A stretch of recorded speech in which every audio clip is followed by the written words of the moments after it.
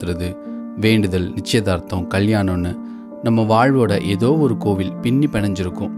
அந்த கோயில்களை எல்லாம் பார்த்த கடைசி தலைமுறை நாம தான் இருப்போம்.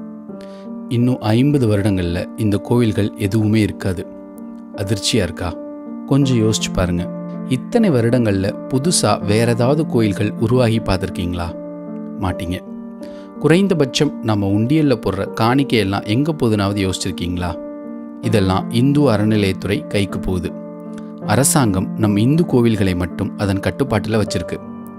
ஒரு அரசாங்கம் நம்மளோட கோவில்களை எடுத்து நடத்துறதுல என்ன பிரச்சனைன்னு கேட்குற ஒரு அப்பாவி இந்துக்கு தெரியல இது நமக்கு இழைக்கப்பட்டிருக்கிற அடிப்படை உரிமை மறுப்புன்னு.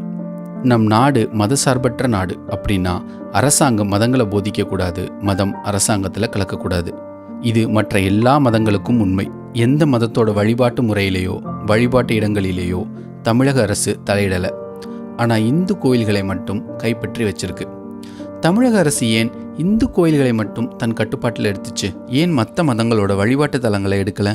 தமிழக கோயில்களை முதல்ல தன் கட்டுப்பாட்டில் எடுத்தது நம்ம அரசு இல்லை, நம்மை அடிமைப்படுத்த வந்த ஈஸ்ட் இந்தியா கம்பெனி தான். 1817 தமிழக கோயில்களில் உள்ள நகை மற்றும் சொத்துக்களை அபகரிக்க கோயில்களை ஈஸ்ட் இந்தியா கம்பெனி தன் கட்டுப்பாட்டில் எடுத்துச்சு. 1959 ஆண்டு இந்த சட்டம் பல்வேறு மாற்றங்களுடன் இப்போ இருக்கிற இந்து அறநிலையத்துறையாக மாறி கோயில்கள் மேலே தன் ஆதிக்கத்தை செலுத்திக்கிட்டு இருக்கு. இப்படி தமிழக அரசு தன் கட்டுப்பாட்டில் 44,000 கோயில்களை வச்சிருக்கு. சரி, தன் கட்டுப்பாட்டில் உள்ள கோயில்களையாக நல்லா பார்த்துக்கிறாங்களான்னு பார்த்தா அதுவும் இல்லை. 6 கால பூஜை நடக்க வேண்டிய இடத்துல ஒரு கால பூஜை கூட நடக்கிறதில்ல. ஏன்? பல கோயில்களில் ஒரு விளக்கு கூட எரியறதில்ல. இதெல்லாம் கேட்டால் இந்து அறநிலையத்துறை தன்னிடம் உள்ள 44,000 கோயில்களில் 34,000 கோயில்களுக்கு வருடத்திற்கு 10,000 ரூபாய்க்கு கீழே தான் வருமானம் வருதுன்னு சொல்லுது. அப்படின்னா தினமும் 27 ரூபாய் வருமானம். ஒரு பிச்சைக்காரனுக்கு கூட தினமும் குறைந்தபட்சம் 50 ரூபாய் கிடைக்கும். அதைவிட குறைந்த வருமானத்தை 34,000 கோயில்களுக்கு கணக்கு காட்டுது அரசு. வெளியே செருப்பு போட்டால் டோக்கன் போட்டு காசு கொடுக்கணும். நம்ம தேங்காய் பழம் வாங்கிட்டு போய் அர்ச்சனை பண்ணுறதுக்கு அவங்களுக்கு காசு கொடுத்து அர்ச்சனை டிக்கெட் வாங்கணும். மொட்டை போட காசு, காது குத்த காசு, சிறப்பு தரிசன டிக்கெட்டு, விஐபி பாஸு, உண்டியல் காசுன்னு கோவில் வாசலில் போடுற செருப்புலேருந்து நேர்ந்துக்கிட்டு கொடுக்குற அரிசி பருப்பு வரைக்கும் எல்லாத்துலேயும் காசு பார்த்துட்டு 34,000 கோயிலோட வருமானம் வருஷத்துக்கு 10,000 ரூபாய்க்கு கீழேன்னு சொல்கிறாங்க. நல்ல வேலை, பூசலார் தன் உள்ளத்தில் இறைவனுக்கு கோயில் கட்டினார். இல்லைன்னா அதுக்கும் டோக்கனை போட்டு வருமானம் இல்லைன்னு இழுத்து மூடியிருப்பாங்க. சரி, வெறும் கோவிலில் தான் காசு வரல, கோவில் சொத்தா நிலம் கடைகள்னு எல்லாம் இருக்குமே, அதில் வருதான்னு பார்த்தா 4,78,000 ஏக்கர் நிலங்களை இந்து அறநிலையத்துறை வச்சிருக்கு. எப்படி? 4,78,000 ஏக்கர் நிலங்கள். அதில் வருமானம் ஆண்டுக்கு வெறும் 58 கோடின்னு கணக்கு காட்டுது. 6,000 கோடி வருமானம் வர வேண்டிய இடத்துல வெறும் 58 கோடி வருமானம். காசை விடுங்க, நம் கோயில்களையாவது நல்லா பார்த்துக்கிறாங்களா? 12 வருஷத்துக்கு ஒரு முறை நடக்க வேண்டிய கும்பாபிஷேகம் ஒழுங்காக நடக்குதா? தஞ்சை பெரிய கோவிலில் கும்பாபிஷேகம் 23 வருடங்களுக்கு அப்புறம் நடந்திருக்கு. கங்கை கொண்ட சோழபுரம் கோவிலில் 85 வருடங்களுக்கு அப்புறம் நடந்திருக்கு. அதுவும் மக்களோட முயற்சியில் நடந்திருக்கு. 1000 கோவில்களுக்கு இந்து அறநிலையத்துறை இன்னும் கும்பாபிஷேகமே நடத்தலை. பல கோவில்களில் சாமி சிலைகள் உடுத்திக்கிற துணி கூட இல்லை. ஈரேல் உலகத்துக்கும் படியளக்கும் இறைவனுக்கு அளவு துணி கூட அளந்து கொடுக்கல இந்து அறநிலையத்துறை.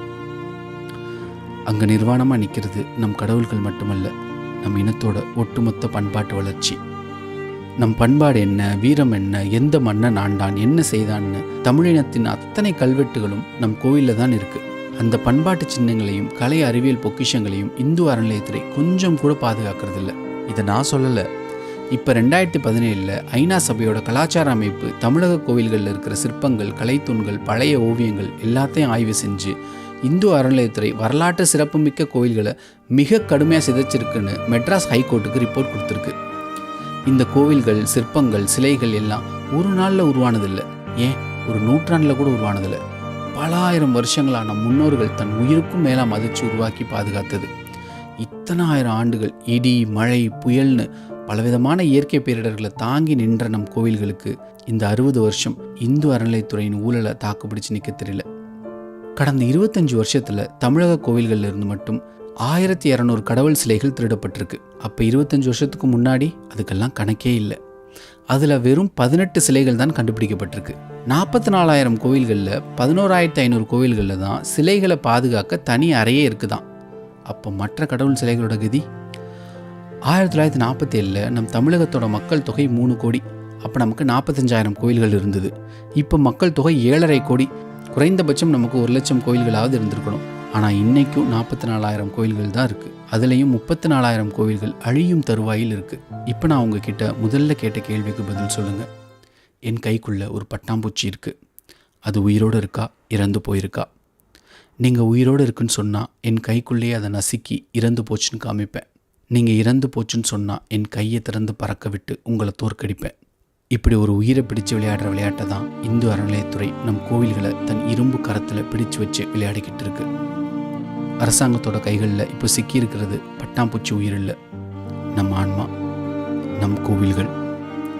இப்போ நாம் நம் கோவில்களை இந்த அடிமைத்தனத்திலேருந்து மீட்கலைனா நம் கோவில்கள் அழிந்து போகும். கோவில் அடிமை நிறுத்து.